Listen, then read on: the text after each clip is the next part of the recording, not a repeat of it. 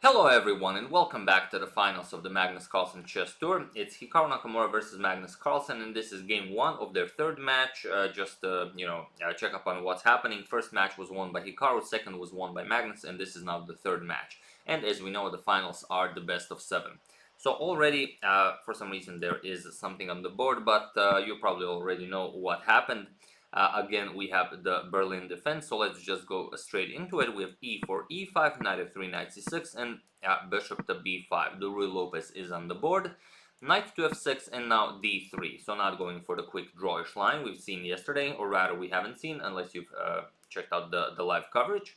Bishop to C5 by Magnus, and now a nice trade on C6. Captures, captures, and Knight B to D2. This knight is coming to C4 to go after the E5 pawn, and so on, the usual Berlin stuff.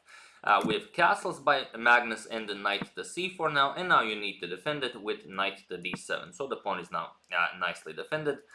Or rather, you could try and grab the pawn. However, if you grab the pawn, then just knight captures, and the problem is queen to d4 with an attack on the knight, and of course threatening checkmate. So you don't want to do this. So this is just castles. And now, the most common move is rook e8 to add now the defender of the pawn, as now the white king safely castled. However, Magnus goes for a somewhat rarer line with f6. It's not a rare move, of course. F6 is played in pretty much every line of the Berlin, but here it's just the second favorite. So here a4, now we have a5, not allowing white to push further. And now bishop to e3, and this is a new move in the position. Here c3 is a known move. Ivan Charic played it against Ivan Cheparinov in the Tournament of Peace in Zagreb in 2018 and won a very nice game. However, here we have bishop to e3 by Nakamura, and it is as of move 10 that we have a completely new game. So let's see what Magnus does. Here, we have b6, preparing to get the light square bishop into the game, and now comes h4 by Nakamura. We have queen to e8, now maybe with ideas of shifting the queen into the game, and now g3, just strengthening that h4 pawn. We have bishop back to e7, and now knight to e1, shifting the knight over to g2, and from there maybe in the future some h5 ideas, knight h4, knight can come to e3 maybe, and so on. So here knight to c5, and now knight to g2 as planned, with bishop to e6, and now b3. So you can see this very weird setup by Hikaru here, not seen every day. I don't know if it maybe it even has a name. I don't know, but it is very interesting, developing your wings like this. Queen to d7, now connecting rooks, and preparing some ideas of maybe infiltrating with the bishop, with bishop to g4. Also f5 might be an idea at some point. So queen e2, Hikaru also connects rooks, prepares to bring the rooks into the game. Rook 8 to e8, and now f3, strengthening e4, and waiting to see what Magnus will do. And here Magnus finds a very, very interesting plan.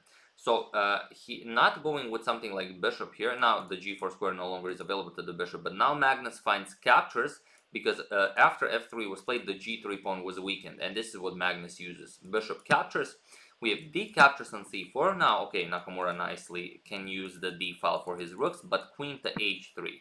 And this is all made possible by the weakening of the g3 pawn. So king f2 defending, and now Magnus goes back, because there is the threat if you play f5, rook h1 traps the queen, or does it. This is the fun stuff, because this is in fact the strongest idea for black. Here you have to sacrifice the knight captures on e4, f captures now with a discovered check, and now the queen gets a square. So king g1, the g3 pawn is no longer defended, queen captures, and we get this very nice position where white is up a piece, but in a very, very difficult position. And for a rapid game, I guess it's much easier to play this with black. Rook to f3 is coming, the other rook is coming to f8, the bishop can pretty much choose where it's going.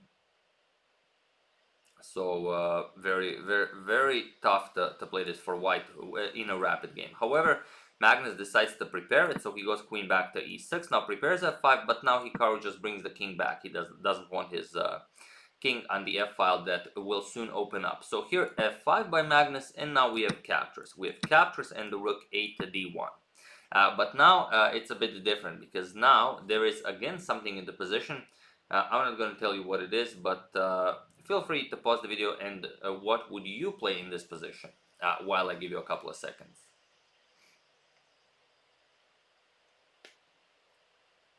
So for those of you who were able to do it, congratulations on going back, and for those of you who just want to enjoy the show, it's queen to h3 again. Again, threatening to pick up this g3 pawn, and now what do you do here?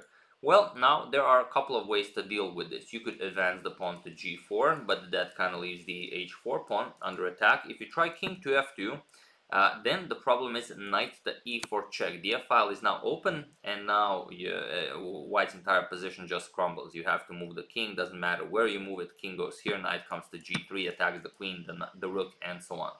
So queen to h3, incredibly problematic for Hikaru. So he tries bishop to f2 instead, defends it like this, closes up the f file additionally, but now bishop to d6 by Magnus. So what do you do now?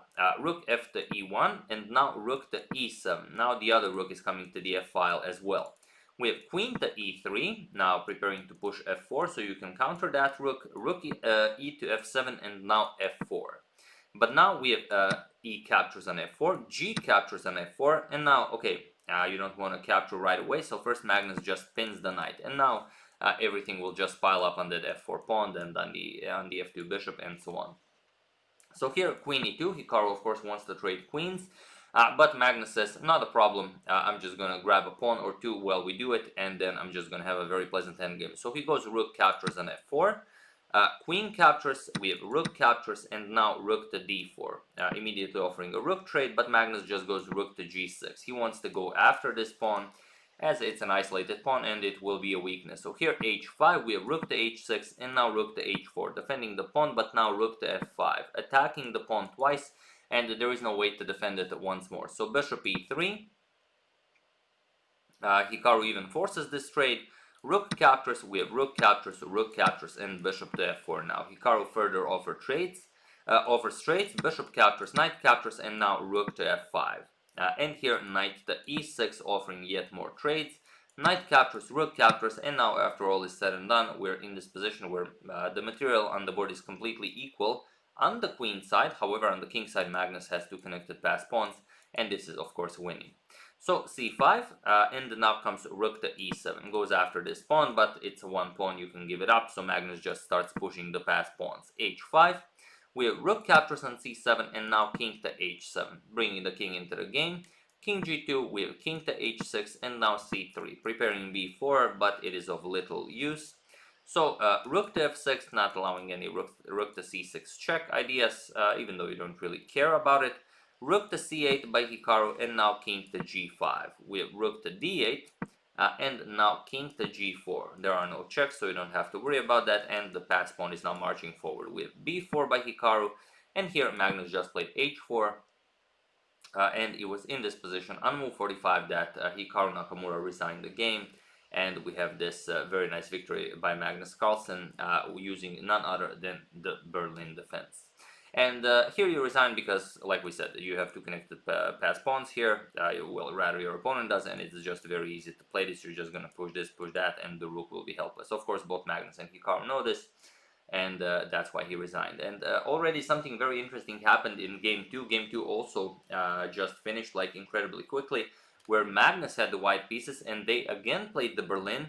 But now it's Magnus who took the very early draw, because he says, okay, I won with the black pieces like you did, you know, yesterday, and I'm just going to take draw with white, and I'm going to play my preparation in the Berlin. Again, I'm very happy to, you know, show you the stuff with the black pieces.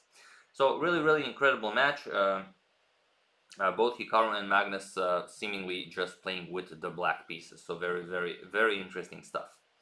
So yeah, that's the game. I do hope you enjoyed it. Magnus takes the early lead in match 3. I would like to thank Mandip Koshal, Brian Powell, Cindy Harris, James Morris, and Russell Lloyd for a contribution to my channel. Thank you a lot. I really appreciate it.